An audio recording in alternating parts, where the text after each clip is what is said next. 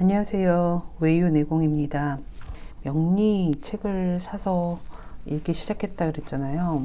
아까 명리의 기본은 음양오행이기 때문에 음양오행에 대한 정리를 간단하게 해보겠습니다. 여기 명리에 나온 내용 말고도요. 제가 그동안에 읽었던 다른 책들에서 생각나는 부분을 함께 얘기해 보도록 하겠습니다. 여기 음양이라고 써놨죠. 나중에 쓰려면 좀 힘들 것 같아서. 음양은 음과 양 이렇게 나눠 놓으니까 그늘과 양지 이런 식으로 이분법이냐 이렇게 생각을 할 수가 있는데 꼭 그렇지만은 않습니다. 하면서도 또 고정된 거냐 이렇게 보기도 하는데 그것도 아니라고 이 명리책에 나와 있거든요. 음양은 그냥 대립적인 걸 얘기하는 거고 그 안에서 다를 수도 있고 그러면서도 같기도 한 그런 조금 어떻게 보면 말장난처럼 들릴 수도 있겠는데 삶에서 보면은 그런 부분들이 굉장히 많아요. 예를 들자면 저 같은 경우는 여자 남자. 자, 여자 하면 여자, 남자 되게 상반되고 대립적인 거. 그냥 여기 말대로 고정된 거 이렇게 느껴지겠지만 남자와 여자는 아주 다르지만 그러면서도 인간이라는 공통점도 있죠. 그리고 또 그 안에서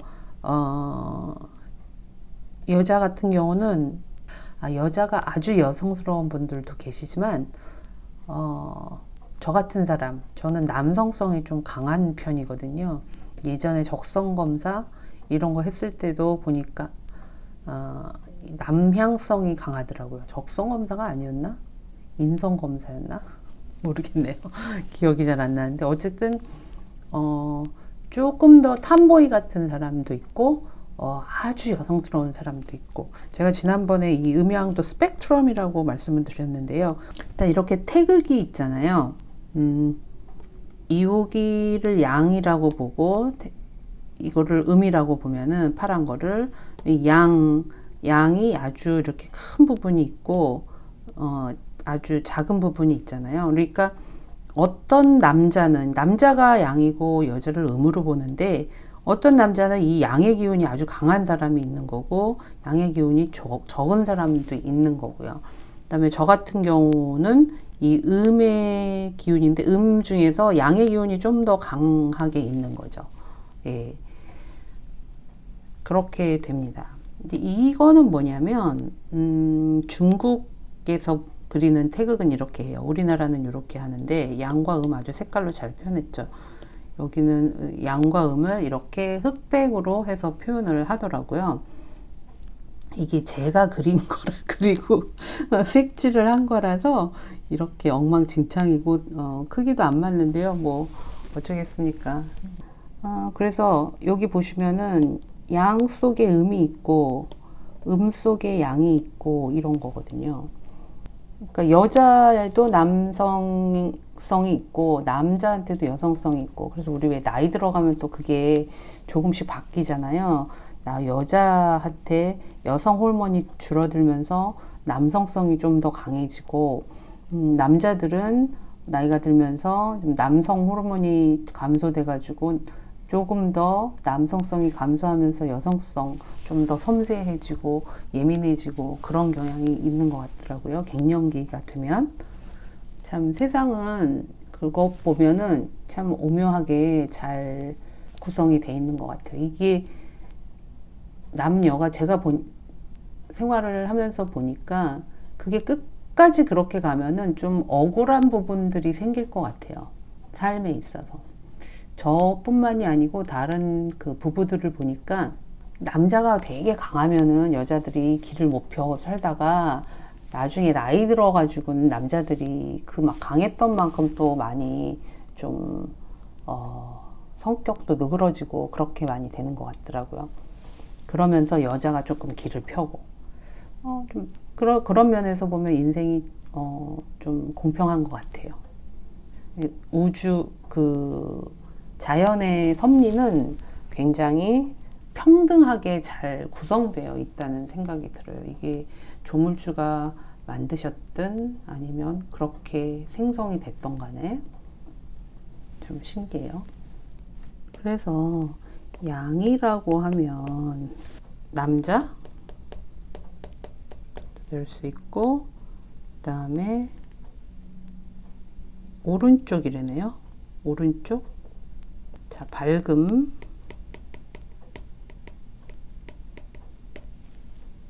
시작도 양으로 보고요.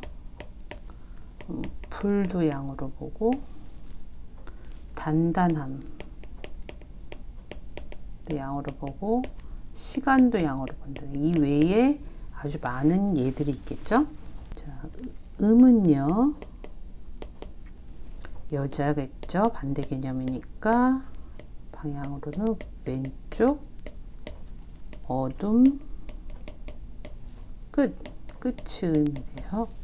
그 다음에 물이 되겠죠. 반대는 대립성이 있다 그랬잖아요. 단단함의 반대 부드러움. 시간의 반대라고 하기는 그렇지만 공간이 음의 개념이래요.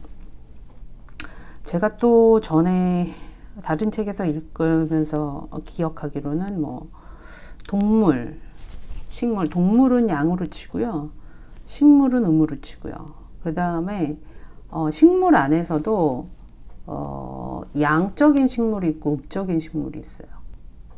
여기 명리책 61쪽에 음양과 오행이라고 나오는데요. 그렇다면 음양은 어떻게 변하는지, 시간에 따라 음양이 변한다고 얘기를 해요. 그래서 사계절을 음양으로 구분하면 사계절. 자, 봄, 여름, 가을, 겨울 있잖아요. 봄과 여름은 어떤가요? 봄, 여름, 가을, 겨울. 자, 봄, 여름은 이렇게 뭔가 이렇게 피어나고 자라고 그러는 시기죠. 그러니까 이거는 양이에요. 양이고, 가을, 겨울은 지고 수렴하고 응축하고 이런 기운이 강하기 때문에 음이라고 합니다. 여름은 성장하고 발산한다. 성장, 발산 하는 게 양의 기운이고요. 수렴하고 응축하고 이게 음의 기운인 거예요. 그래서 오행으로 보면요, 오행이 뭐가 있나요? 목, 화, 토, 금수 있다 그랬잖아요. 목, 화, 토, 금, 수가 있는데요. 오행이 5가지. 이 오행은 우주의 진료라고 얘기를 하네요. 우주의 진료.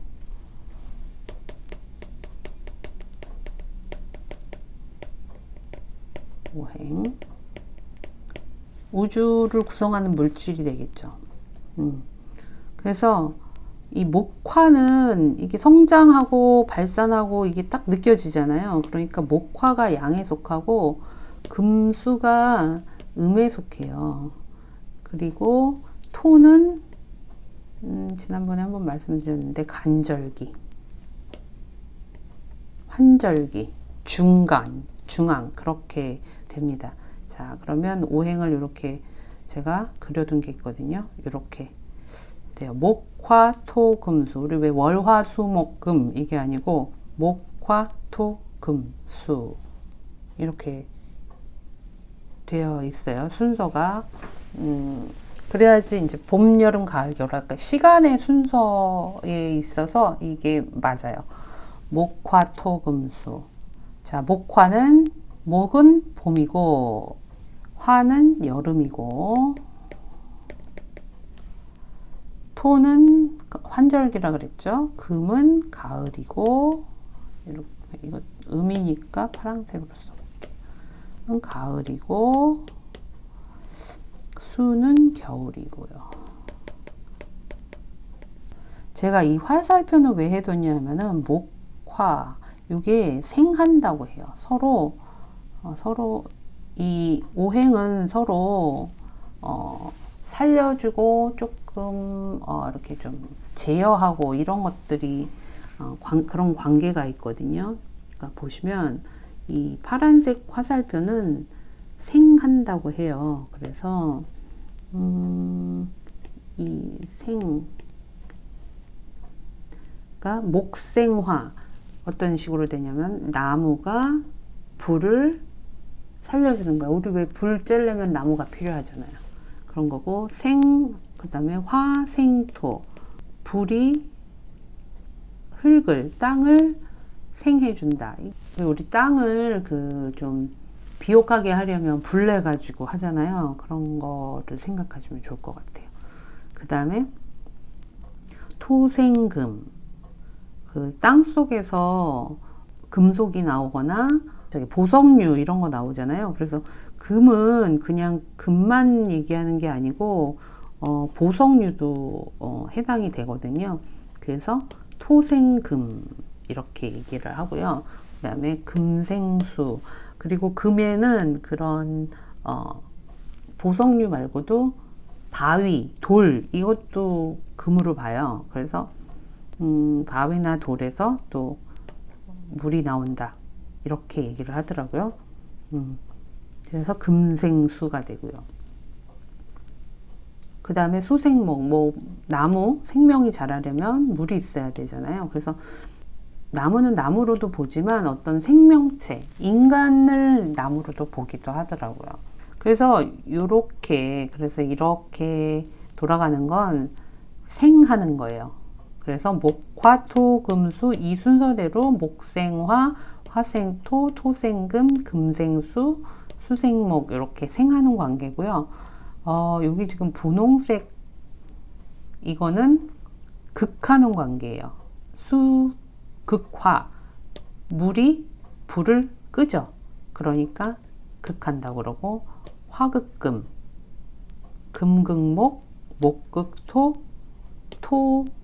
토극수 이거는 좀 여기 하나만 설명했지만 화극금은 뭘로 설명을 할 수 있을까요? 다이아몬드 같은 거 탄소로 구성되어 있는데 다이아몬드 보석류가 금이라 그랬죠. 다이아몬드를 재로 만들어 버릴 수 있는 게 불이잖아요. 금극목 도끼가 나무를 이렇게 해할 수 있는 것처럼 그래서 금극목 그다음에 목극토 하면은 이렇게 나무 뿌리가 이렇게 뻗어나가면 땅을 헤집어 놓잖아요. 그러니까 목극토 이렇게 되고요. 토극수는 물이 많은데 흙으로 이렇게 담 같은 거 제방을 쌓으면은 물을 막는 거잖아요. 그러니까 그렇게 토극수 이렇게 됩니다. 아니면 물을 흡수한다든지 그렇게 해서 요렇게 표를 하나 요런 거를 머릿속에 딱 넣어놓고 있으면은 생극하는 거 서로 어떤 관계에 있는지 이 오행이 그거를 처음에는 이게 목극토 이런 게 이렇게 바로 안 나오거든요. 저도 지금도 아직 어려워요. 조금 생각을 해야 돼요. 근데 요 그림이 있으면은 도움이 많이 되더라고요. 그리고 이 목화토금수의 관계를 이런 식으로 그림을 표현을 하기도 해요. 그거는 뭐냐면 토가 중앙토라 그래가지고 토를 가운데다 놓는 거예요. 이게 환절기에 있다 보니까 이렇게 놓으면 뭐가 좋냐면요. 오행의 특성에 대해서 외우기가 쉽더라고요. 여기에는 방향이 또 들어가요. 그래서 왜 화하면은 여름이기도 하고 방향은 여름이니까 남쪽이에요. 여기 이 그림상으로는 이 위에다가 이렇게 해놨는데 남쪽이라고 알고 계셔야 되고요. 그래서 헷갈리더라고요. 목 같은 경우는 봄을 뜻하고요. 그 다음에 동쪽을 뜻해요. 그리고 금은 가을을 뜻하고 서쪽이고요. 수는 겨울이고 북쪽, 겨울 하면 북쪽이죠. 추운 거. 이렇게 됩니다. 그리고 토는 환절기, 방향으로는 중앙, 이렇게 됩니다. 이 외에 여기에 많은 것들이 추가가 되는데 다음번에 추가를 하도록 하겠습니다. 목은 아까 봄 했고 아침도 이 시작하는 기운이 목이 되는 거예요. 시작하는 기운. 그리고 청 파란색, 제가 이 녹색으로 해놨죠. 그 다음에 숫자로는 3과 8, 그 다음에 이게 인의예지신 얘기 하잖아요. 그걸 인을 뜻하기도 해요. 왜 우리 동대문, 이게 동쪽을 뜻한다 그랬잖아요. 그러니까 동대문 이름이 흥인지문인 거 아시죠? 흥인지문 할 때 이 인자가 들어가고요. 그 다음에 간과 담을 얘기해요. 장기로는 사람에 있어서 간 쓸개. 그 다음에 뼈를 의미하기도 한다네요. 그 다음에 성장, 봄의 기운을 생각하시면 될 것 같아요. 성장, 의지, 명예, 오만. 이런 기운이 있다는 거죠. 복의 기운을 갖고 있으면. 그 다음에 목화는 무슨 색일까요? 빨강색. 화는 여름이라 그랬죠. 아까 여름이고, 그 다음에 낮이에요. 해가 이렇게 떴을 때. 그 다음에 남쪽. 이런 건 조금 그래도 어렵지는 않죠. 어떤 그런 이 물질의 특성을 생각을 하면 될 것 같아요. 그래서 이 목화토금수가 꼭 나무, 불 이런 것만을 의미하지는 않고요. 이 왜 세상이 어떻게 돌아가는지를 이걸로 설명을 한다 그랬잖아요. 그러니까 그냥 딱 물질의 특성이 아니고 그런 성질을 갖고 있다. 나무가 나무를 생각을 하시면 안 되고요. 나무의 성질을 생각하시면 되는 거예요. 불도 불의 성질이 어떤가. 그러니까 딱 이 불이다. 이게 아닌 거예요. 그 성질을 대표하는 물질로 표현을 한 거죠. 이 세상의 구성성분과 이치를 이런 목화토금수라는 오행의 에너지를 예로 들어서 대표로 설명을 한 거죠. 그러니까 이거는 일종의 기호라고 보셔도 돼요. 어떤 특정적인 이런 특정적인 에너지를 대표하는 물질이 나무기 때문에 그냥 나무로 표현한 거지. 그러니까 하나의 단어, 언어라고 보시면 되는 거예요. 글자에 너무 연연하시지 말라, 이렇게 말씀드릴 수가 있겠죠. 가지고 그 다음에 빨간색, 적색. 그 다음에 2와 7. 그리고요, 숫자로는, 자, 남쪽은 뭔가요? 숭례문, 남대문이 숭례문이잖아요. 그래서 예를 의미합니다. 그래서 예가, 하도 쓴지 오래돼가지고. 예, 이렇게 되고요. 그 다음에 심장. 심장도 딱, 이게 매치가 되죠. 소장. 그 다음에 열정, 자신감, 다혈질, 이런 특성을 얘기합니다. 그 다음에 목화토, 토는 노랑색입니다. 노랑색.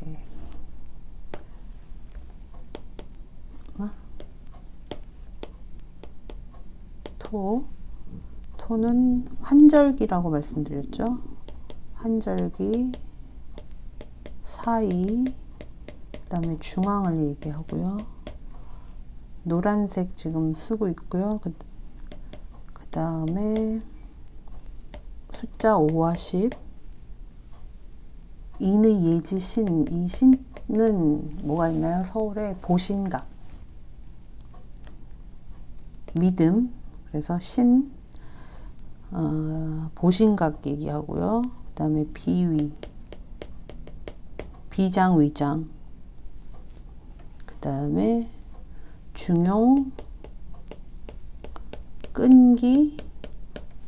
고집도 얘기한대요. 제가 토가 많은 사람인데 중용은 제가 어느 정도 있는 것 같고 고집도 있는데 끈기는 아닌 것 같은데 네, 그러기를 바라며 목화토 금. 금은 흰색이에요. 흰색인데 자, 흰색을 흰색 위에 쓸 수가 없으니까 이렇게 금. 금은 가을, 저녁, 서쪽, 흰색. 그 다음에 사와 구. 북쪽. 북쪽은 돈의문인가? 아니. 서쪽이잖아요. 이거는 서쪽에, 서쪽 서대문은 이름이 돈의문이에요. 그래서 의를 표현하고요. 정의. 그 다음에 폐, 간심, 비패신 이렇게 되거든요. 목화, 토, 금수, 간, 심, 비, 패, 신. 수는 신장을 뜻해요. 그래서 폐와 대장,